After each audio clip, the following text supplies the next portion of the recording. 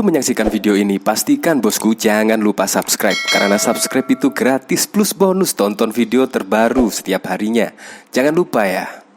Nah, dari berita ini siapa yang tidak kaget ya? Kita ketahui kan AHY kepengen banget ya, atau ngebet kepengen menjadi cawapres dari Anies Baswedan pada Pilpres 2024 mendatang. Dan bahkan kemarin ketika ada ya hanya isu-isu saja ketika Mbak Yeni Wahid menjawab pertanyaan tentang potensi menjadi cawapres dari pendamping Anies Baswedan saja sudah ditolak mentah-mentah oleh kader Demokrat. Jadi di sini juga pantas ya kalau ada berita seperti ini, yaitu Nasdem sebut Anies Baswedan bakal sulit menang jika pilih AHY jadi cawapres. Ya, menurut saya ini adalah penolakan secara halus lah, yaitu AHY menjadi pendamping dari Anies Baswedan. Ini bahkan juga dikomentari oleh Marah Iskan. Tega amat ya, pedas Nasdem sebut Anies Baswedan bakal sulit menang jika pilih AHY jadi cawapres pendamping Anies Baswedan. Dan bahkan di sini juga ada berita yang relevan. Demokrat diyakini hengkang dari koalisi jika AHY tak jadi cawapres Anies Baswedan. Ya,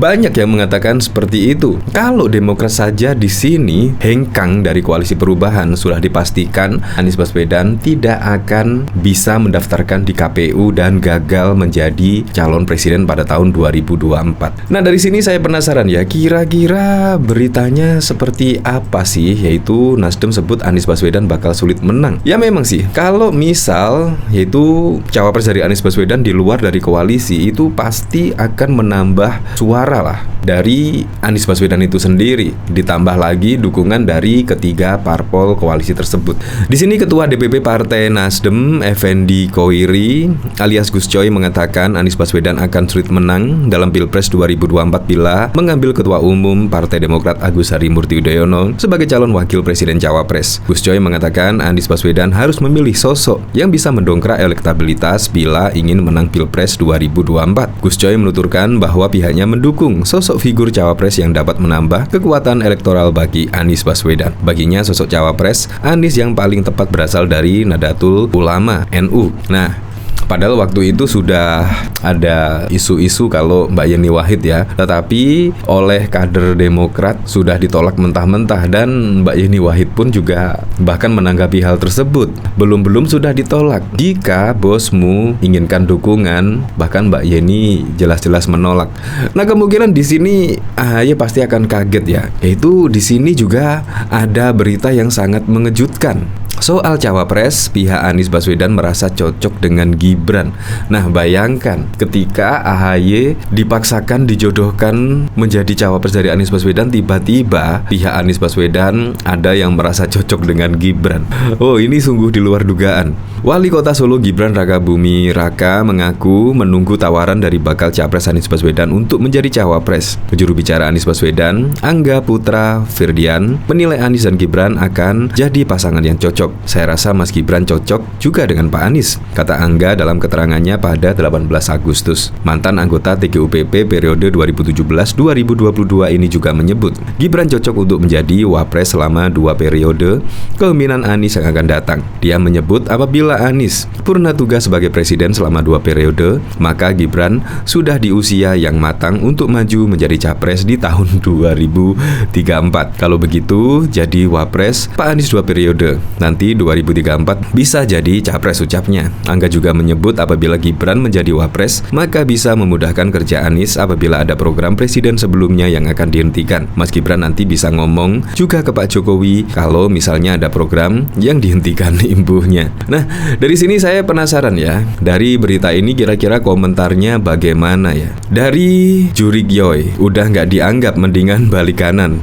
Tetap ngotot, cuma Anies yang bikin AHY punya peluang jadi cawapres. Ya, karena memang sangat susah sekali ya. Misal AHY tidak dipilih sebagai cawapres, tiba-tiba Demokrat keluar dari koalisi, itu juga sangat merugikan dari Anies Baswedan sendiri. Artinya apa? Artinya Anies Baswedan tidak bisa mendaftar di KPU dan gagal menjadi capres pada tahun 2024.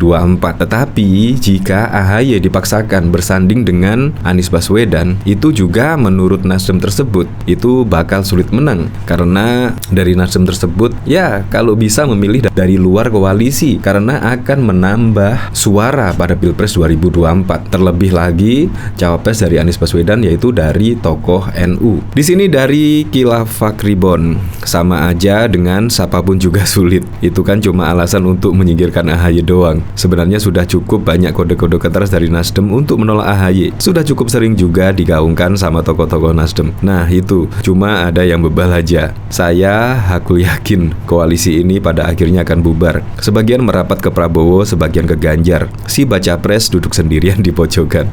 Sepertinya begitu, dia bakal duduk di pojokan JIS. Ya memang, apalagi saat ini juga ya tinggal beberapa bulan lagi pendaftaran di KPU ya, yaitu bakal capres dan juga cawapres akan didaftarkan di KPU. Tetapi sampai saat ini saja pemilihan cawapres dari Anies Baswedan juga kayaknya saling silang pendapat antara partai koalisi di sini. Dan bayangkan juga bila gugatan di MK dikabulkan dan cawapres dan juga capres minimal 35 tahun, itu artinya apa? Artinya Gibran bisa dicalonkan sebagai cawapres. Entah, banyak yang meminang Gibran Rakabuming Raka sebagai cawapres, entah itu Pak Prabowo, entah Ganjar Pranowo, bahkan juga Anies Baswedan. Bayangkan, masih bau kencur, ya masih anak ingkusan tiba-tiba dijadikan cawapres. Pasti juga banyak yang terkaget-kaget. Nah, bahkan di sini juga Demokrat diyakini hengkang dari koalisi jika AHY tak menjadi cawapres Anies Baswedan.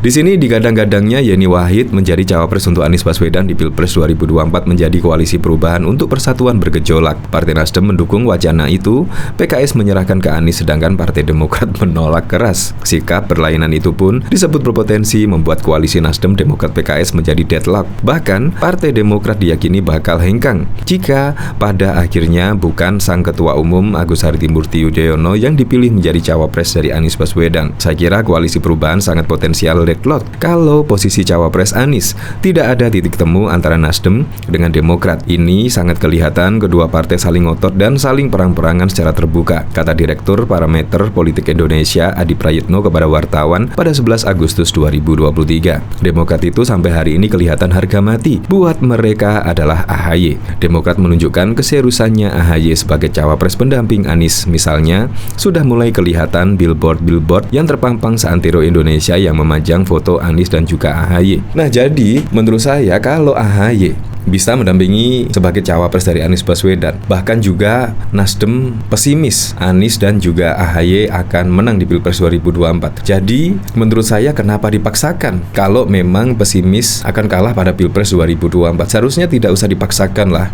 Seharusnya juga bermusyawarah cari solusi mana yang tepat untuk mendampingi Anies Baswedan pada Pilpres 2024 yang benar-benar bisa menaikkan elektabilitas dari Anies Baswedan itu sendiri dan juga bisa meraih suara pada Pilpres 2024. Ya seharusnya dimusyawarahkan lah.